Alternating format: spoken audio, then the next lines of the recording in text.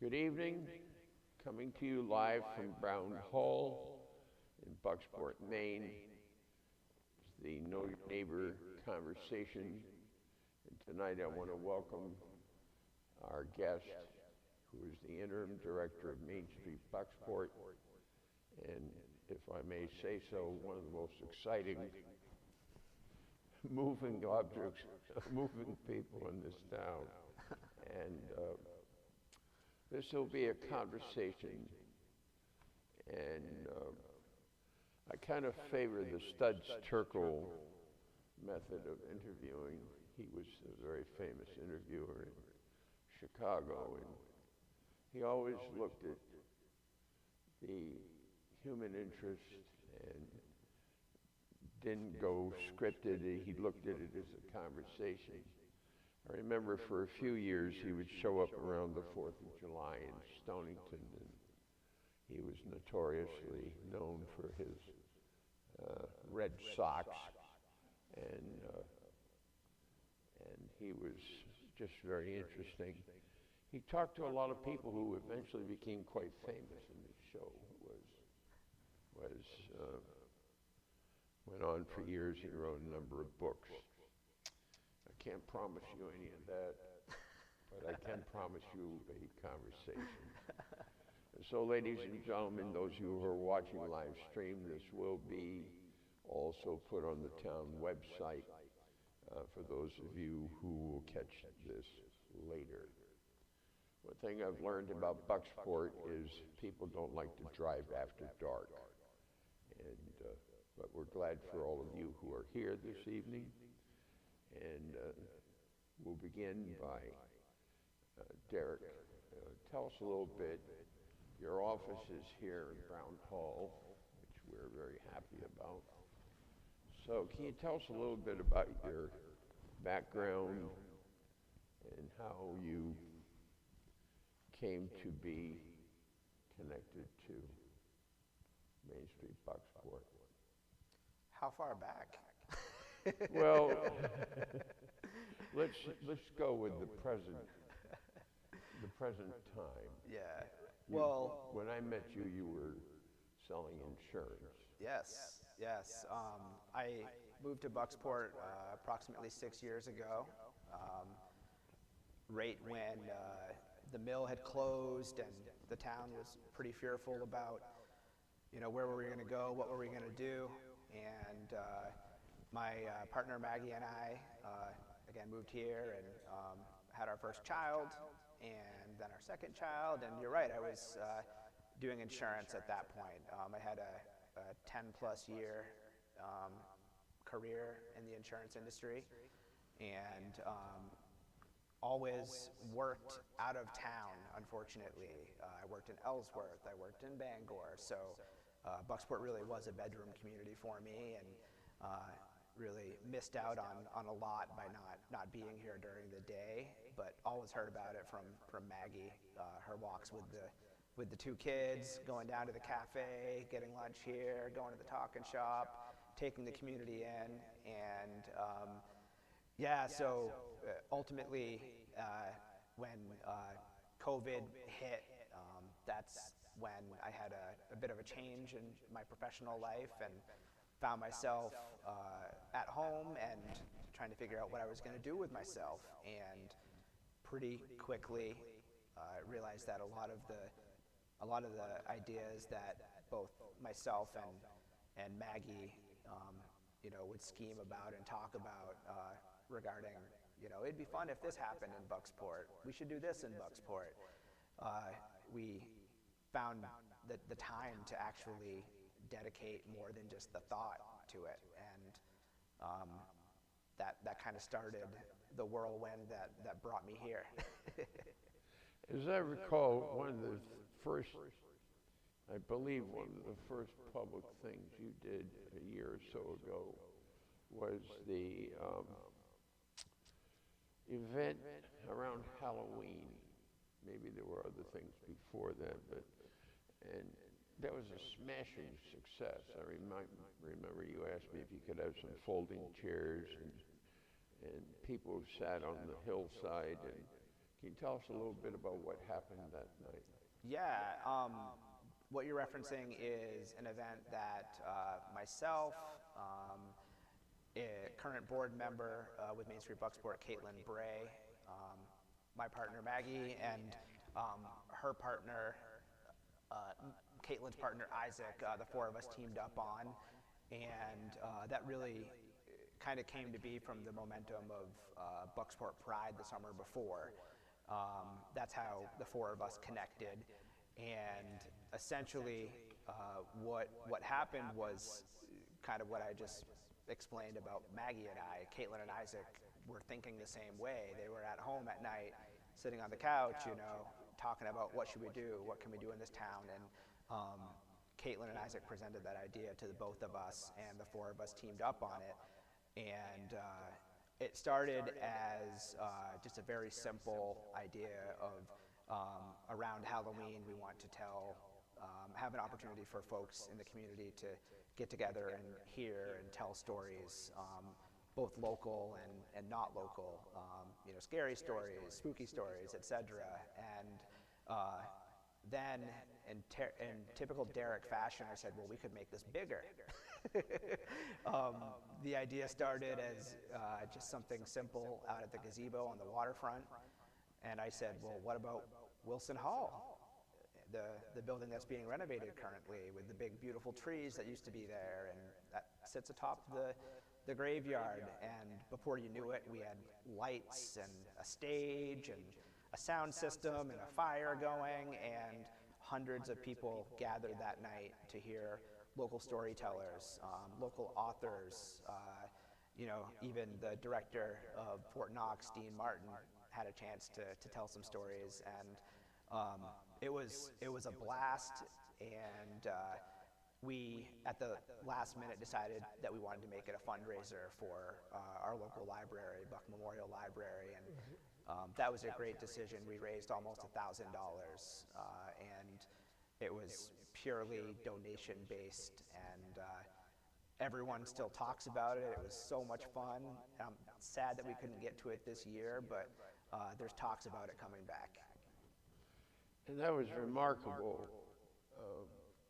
what you did with the donations, and as you said, it was all free will. There was no admission charge.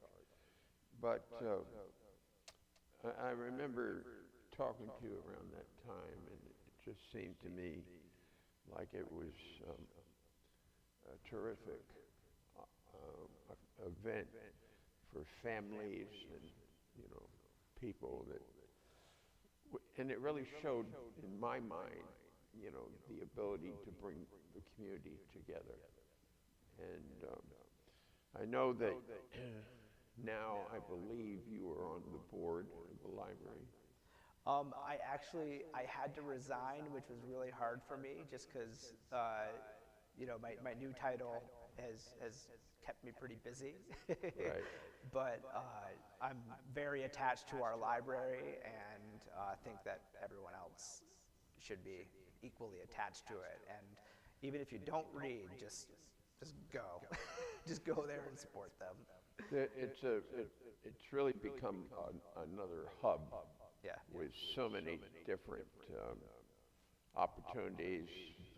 I heard there's a Pokemon club, and there's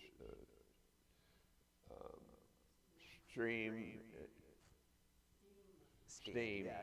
And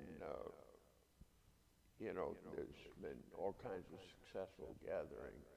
Yeah, they're working really hard to do more than just be a facility that holds books. Right. And it's amazing that to see what it's transformed into. It's busy. A lot of really engaging activities for children, but also starting to lean into things for adults as well. They're constantly doing book clubs and things like that, and working with Maine Humanities Foundation to do special, readings of books and things. Really good work, and they also were kind enough to host one of Main Street Bucksport's kickoff events for our film festival in November. We had the reading room of the library packed with probably too many people for a small concert, three-piece local sea shanty type band, and it was amazing. We had actually people hanging into the windows from outside just so they could see what was going on. And one of the best things, though, was people driving by and kind of looking at the library and seeing multiple people standing outside and seeing everyone inside and just rubbernecking, just what's happening? Brown Hall's been pleased to help support the library in a variety of ways, including hosting the book sale, and I hope that will be an annual event. Yes. It certainly has been transformed. The first time I went into the library when we moved here, I thought I was back in the library of my childhood, and to see now what has happened has been just amazing. I remember it was a huge shock when we started in the library of my childhood. I worked in the library. I was the youngest volunteer. They took me in, I think I was 10, and but it was a great place for me. And the librarians were good, and I would stamp books and whatever. But it was a big deal when and I was surprised when we started lending LP records. I thought, Nice. you know, that was quite a shift. Today, the library, which is supported by town money in the millions of dollars, actually, and they have a board of trustees there that help with all that. But you know, it's what I see happening now reminds me, because I'm in touch with the library of my childhood, and they too have become more than a lending place, and have just added on another huge addition, and doing some great things. So as I understood it, at some point you became a member of the board of Main Street Bucksport? Yeah, you know, ultimately I was invited, and I think that ultimately just the board at the time had recognized the work that I had been involved in, and asked me to get involved. And if I'm remembering correctly, I think I was on the board for almost a year, and yeah, just was really happy to join the organization in that capacity, and always was a big supporter of Main Street Bucksport and the programming that they had been working on in the past, and the events as well. And I was really happy to be invited, because I've seen other towns and other cities' Main Street programs, and you know, always just saw some of the ideas that they were floating around and working on, and was really excited to have the opportunity to be on the board and discuss some of those other towns and cities and their work, and trying to bring some of that here, and on top of just supporting what was already occurring.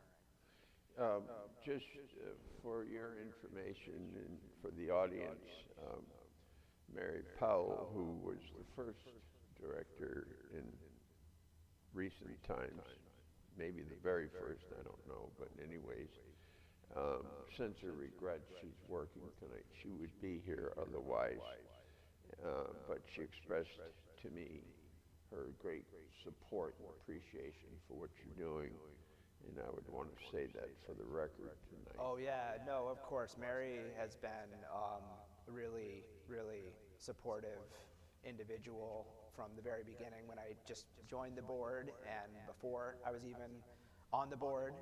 Very supportive person, and also the director before her, Brooke Minner, all That's right, there was Brooke before. all really great people that just really, really wanted to see Bucksport, you know, just growing and thriving, and also just a fun place to be, you know, keeping us all busy. Yeah, so that, you know, I just want to let you know that Thank you. had she not been working this evening, she would be here. She expressed that to me. So there are people watching who will watch this program, and you know, I think that perhaps there are people who really don't understand what Main Street Bucksport is about. Yeah. And so could you sort of talk about what's going on with Main Street Bucksport, what you're trying to accomplish, and what you are accomplishing at this point? Yeah, you know, that question really does bring up a challenge that I face in trying to explain what we do, and I think that I'm going to start off by saying what we literally do, and then I'll bore you with the mission statement. Whatever. I just want to note for the record, I just got done explaining why you're not here tonight, Hi, but Mary. supportive, and in you walked. I'm beginning to feel some divine connection. Well, so Main Street Bucksport, what we literally do, I want to start with that. We host events, we do community programming, and we try to keep open dialogue with community members, local leaders, and visitors, and are working on special projects. And some of the key stuff that we do with events, we're doing annually an art festival that typically occurs in August.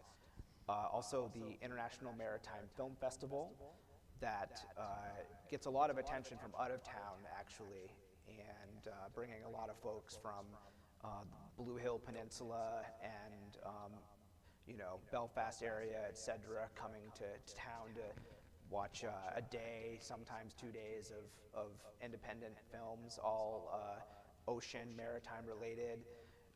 You know, we also are getting involved in smaller events when inspiration occurs. We just this weekend did a s'more lounge after the town's Christmas parade, and that was a blast. And we just set up in front of the gazebo on the waterfront with you know, small fires, and had a full table full of fixings, chocolates, and all by donation, and just a gathering of the community. We also, some more small, just by the seat of our pants type things that we've done are a community dog walk this spring. Also, a group bike ride meetup with a movie at the Alamo after. And then behind the scenes, the more programming and grant-related things that we do, we are responsible for 2 art installations in town. The mural in the marina parking lot, as well as the art fixture on the side of the Alamo. We're right in the middle of working with a beautification committee, and we've adopted that committee and are working with them now, and the main focus of that is just looking at what we can do downtown to green things up with trees, with plants, with gardens, with small public parks, and that's just an example of what we do. And then bringing it back to the mission statement, we're all about making Bucksport, not making Bucksport because it already is, but keeping Bucksport vibrant and sustainable, and again, doing so by engaging with community members, with leaders, with visitors, with businesses, and just celebrating what we have, and also just building upon that. One of the things that has been, I noticed, in having you here, is how much that Brown Hall has been able to collaborate, not just with, having office space, which I think is so important, but the various activities. There are many of them that we've been able to help you with, and I like that collaboration because it does take a village. It does, yes. To pull us together. So that's one of my observations about Main Street Bucksport. And I think once the community understood that Brown Hall is separate from the meeting house, that we are a center for building community and cultural arts, that we are nonpartisan, non-religious. And I think in the beginning, people weren't sure what the motivation was, but over the years now, they have come to see that this is not about, we're helping you, wink, wink, we'll see you in church Sunday morning. It's really about, we'll help anybody. Yeah. And encourage the vibrancy of downtown. So, what do you see, perhaps, as some of the challenges and opportunities that you're facing now as you're working and communicating? I know you have I think it's called What's Up, Bucksport. Yes, the community calendar. So, talk a little bit about what you see as far as where you're heading. So, as far as where we're headed, I feel that Main Street Bucksport's in a similar situation to how you describe Brown Hall. You described Brown Hall by using the term collaboration, and that's something that is key in a small town like Bucksport. And having a good community of not just people, but of nonprofits that understand each other and want to work with each other is key. And that thankfully is happening here. We do have Brown Hall. We do have Bucksport Bay Healthy Communities Coalition. Home Co-op. We have so many opportunities to collaborate with each other and support each other, whether it's the director of again Bucksport Bay helping me at the s'more bar, or whether it's me helping them with a social media video to work with some of their programs. I think that communication has been a very big challenge in this town, and it's been a challenge for me when I first moved here. Just the magnitude of social media dependency for advertising events, and trying to keep track of everything that's going on in town was daunting, to the point where myself and a lot of other individuals, I've heard people just say, like, I just had to stop paying attention and just hope that I could make it to some things. Right. And that's how that's a challenge that I personally faced and wanted to come up with a solution for that, and that's how What's Up Bucksport, the community calendar, came to be. It's still gaining traction. Deadline is approaching. I think it's the third Friday of every month. If you're a nonprofit or you're just doing something fun in the community, email us and let us know. We'll put you on the calendar. I think that's been one of the biggest challenges, is just communication. And I think we're getting through it, though. I think a lot of us are starting to connect the dots with each other. One of the things that I see, well, there are two things. One is all the work that Heart and Soul put into, garnering information, and that was a great effort. And some of the things are being achieved, and I'm sure there are other things. But the other thing that is, I see it, that is a really important group of groups, is Bucksport Next. Yeah. And my understanding is you're part of that. And can you just give a word or two about what is Bucksport Next and how it works? You are part of that, right? Yeah, no, I attend the Bucksport Next meetings, and that's what's awesome about Bucksport Next is there are a couple people that hold titles, but that's more or less just to make sure that we have the meeting. At least that's how I interpret it. It's really just an opportunity for community organizations, nonprofits, clubs, et cetera, to get together. I think on a quarterly basis is what we're doing right now, and just bring those in attendance up to speed on what your organization is working on, what you're doing, what you need help with, and it's great.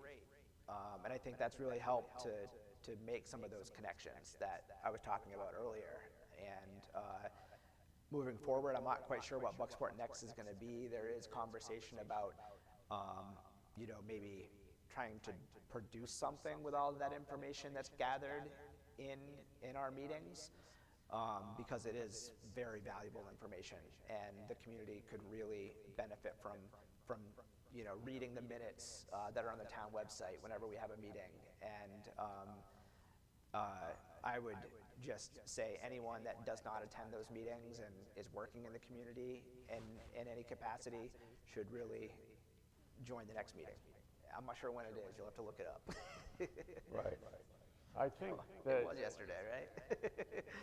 I think that you really have touched something, and I know that our town manager, Sue Lassard, has also talked about it's hard to get communication through,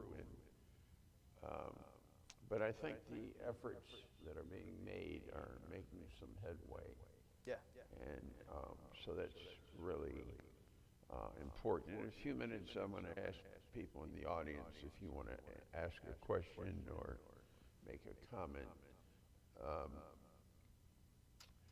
So the challenge is really communication and building collaboration. I thought that the parade of lights and the fireworks were just spectacular. Yeah. And Catherine and I enjoyed them. And then we wanted to go down to the s'mores bar, and Catherine thought there would not be a parking space down there, but there was one just there for us with a handicapped Yeah, park. we saved it for you. You saved it for me. Yeah, good. The fact that we could contribute some money and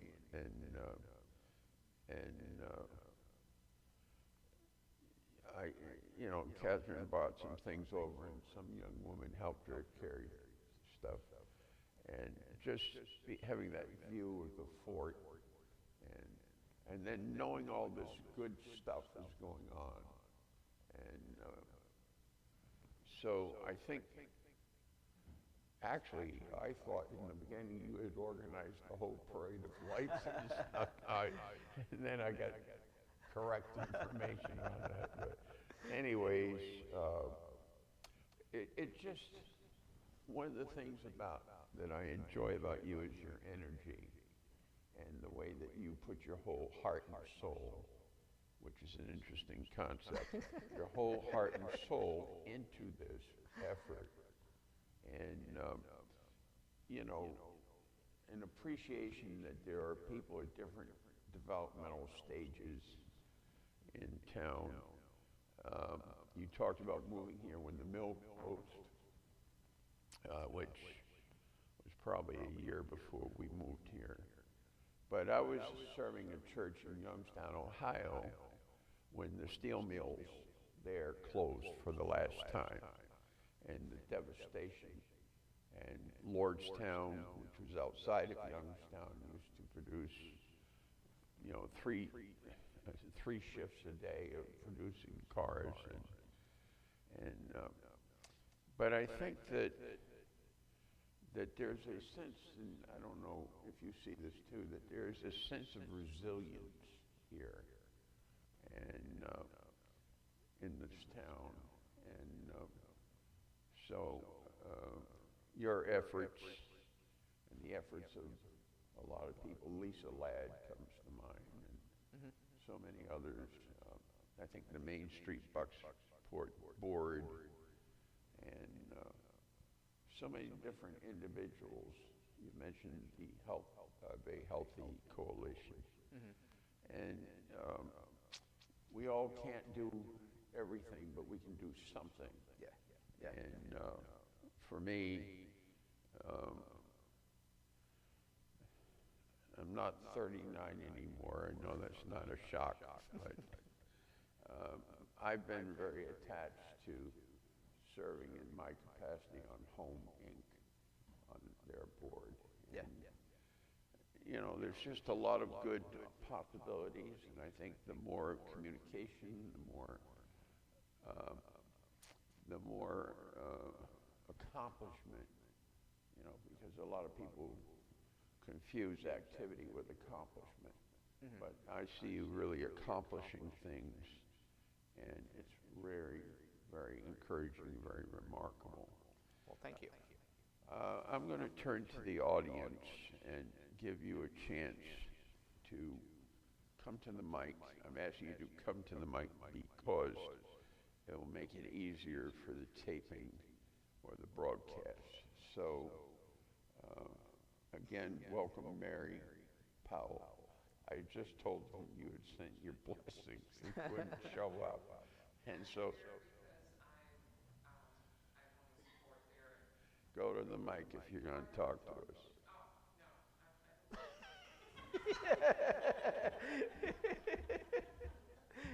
I'm here to support Derek, and can I tell us Derek's story? Please. Derek, We want stories. Derek, what was the name of the artist that we did the coloring for the Pride Festival of? Keith Haring. Keith Haring. So Derek set up this project that I did during the Pride Festival for Main Street Bucksport's table, and we were actually right next to the library.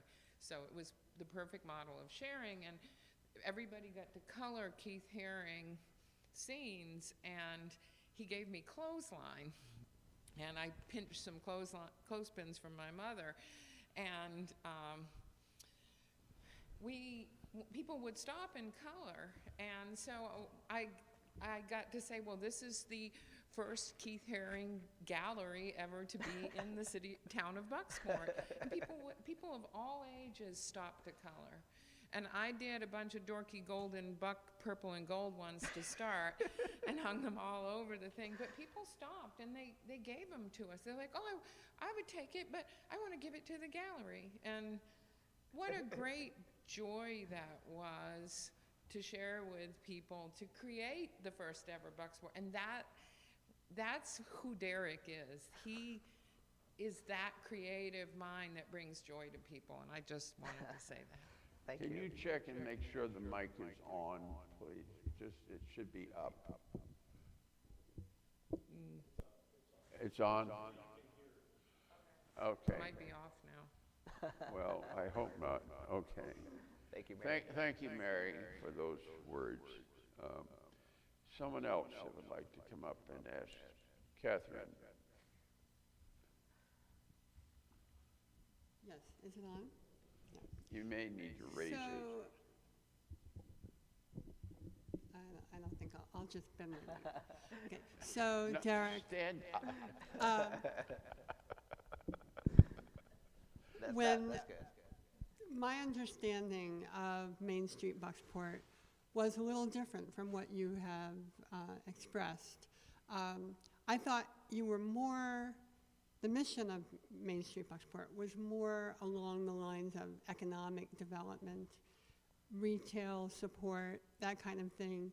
I know that you did some cultural or arts events, but was that in service to the retailers, or have you shifted your mission to be more community-based?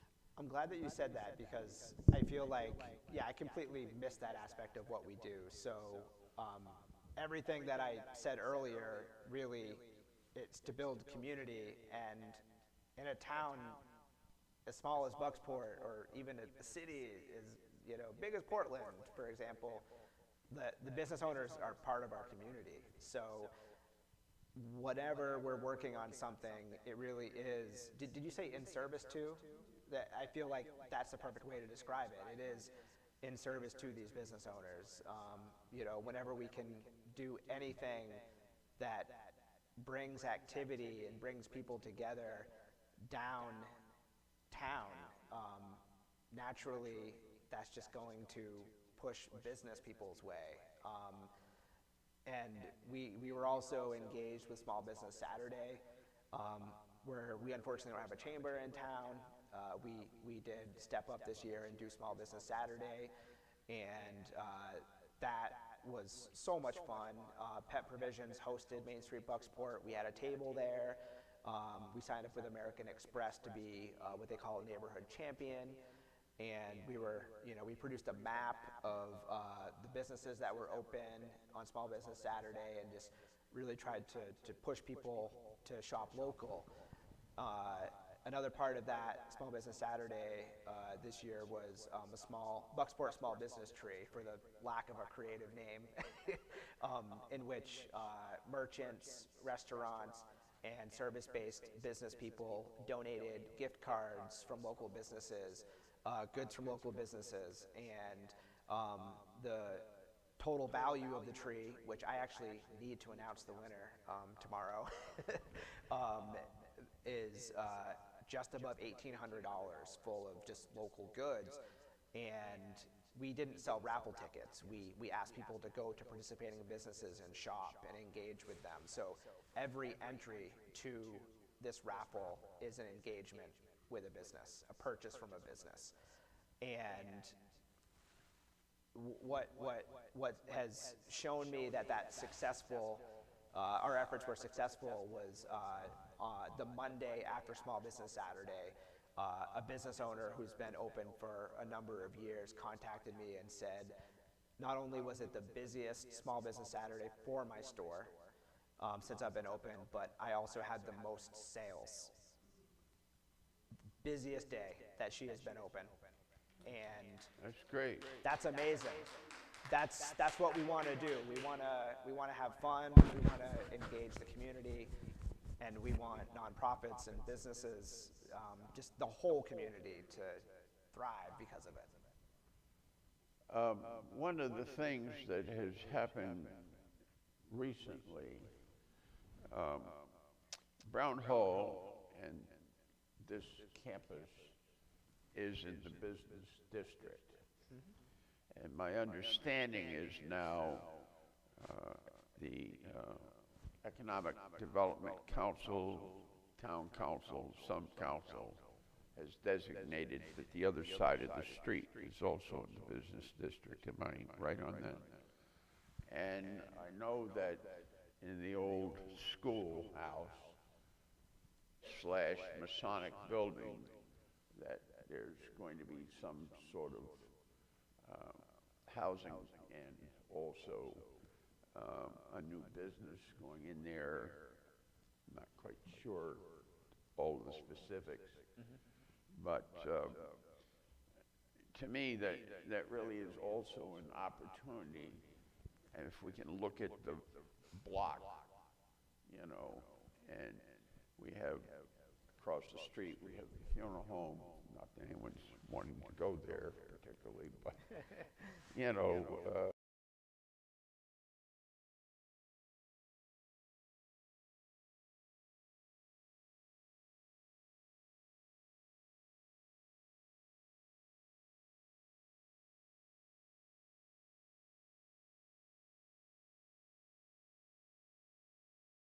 Franklin Street, perhaps the apartment house and the church, what had been a church. I don't know where that's going. It may be just rumor mill talk, but certainly housing is an issue, and there's so many different things. So, but my point is, what I really like about the town leaders is they're looking with a broader vision and defining, what is and I realize Main Street is Main Street, but, you know, Yeah. as we look at the whole picture. Yeah, I mean, we need to do that as a small town. We geographically, yes, we do have the zone or the district that does come up off of Main Street, but everyone knows that it's all neighborhoods and houses. It's not, Right. you know, like Ellsworth, for example, that, you know, has more than just Main Street. And I applaud the flexibility of our town to not only look at the current zone, but also look at case-by-case scenarios where someone wants to open up a business in their home. You know, I don't know enough about all the details, but I do see plenty of businesses opening up right in people's homes. A sign goes up, and I think that's another mission of Main Street Bucksport and the National Main Street Program. Is just when Main Street is thriving, you're going to see growth and expansion. Right. And that's it. It's happening, and it needs to keep happening. And I don't see Bucksport's neighborhoods off of Main Street, you know, changing much. I think we're still going to have houses and families, and that's great. Right, that's not a problem. But the expansion of that is Well, needed. Franklin Street, I'm speaking of specifically, Yeah. right?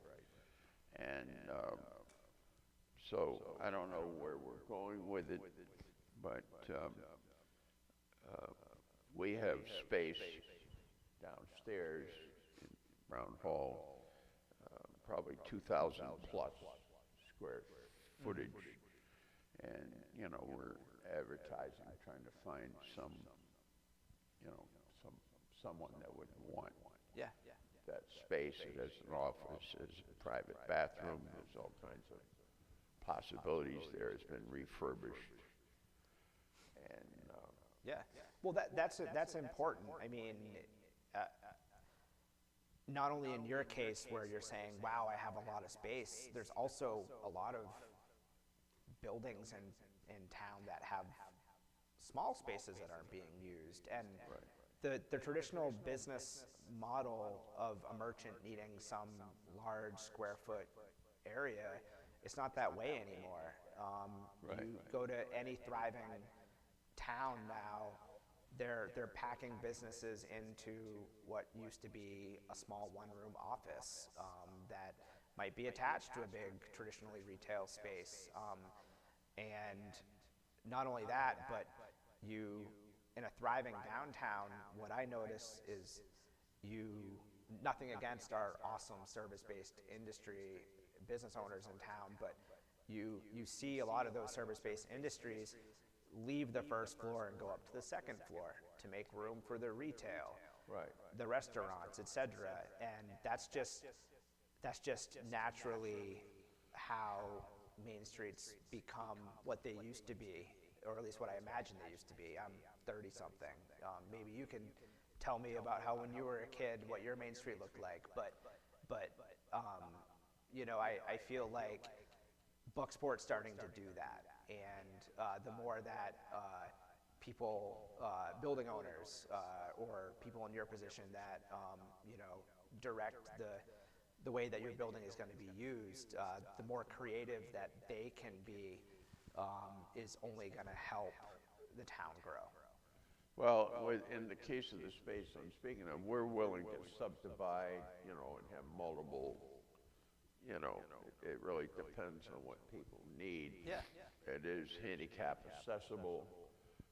There are two ways in and out. And there is, like I said already, an office for somebody, and a handicap accessible bathroom which could be shared. So it's just again, I'm not looking, you know, for a huge department store to Exactly. walk in there, but Yeah. you know, if we can help facilitate, you know, provide space that is reasonable for people who are, and Yeah. it has a separate entrance. Yeah, yeah. I mean, the town needs to be thinking like you're thinking, and I think that you know, you do see a lot of buildings on Main Street with shared spaces, and yeah, it's a really good thing, and it really does also, just getting back to what's been a pretty big topic in our conversation, collaboration. Right. You know, often that type of environment with a lot of different businesses, small businesses, you know, together in shared spaces and things like that, really promotes that collaboration, and that's a positive, amazing, great thing. It is, yeah. I'm looking